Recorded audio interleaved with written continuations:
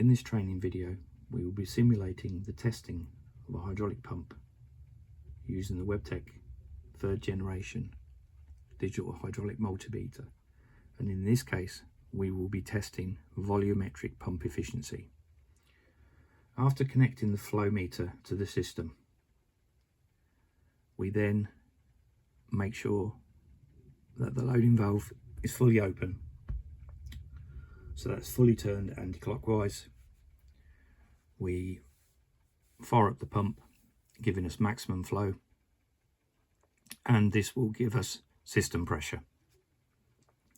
At that point we press the percentage point, and this will take that as 100%.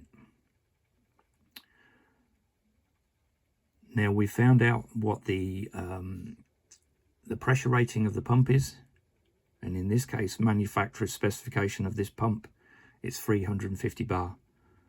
So what we can do is we can use the loading valve of the tester to simulate system pressure and raise the pressure up to 350 bar.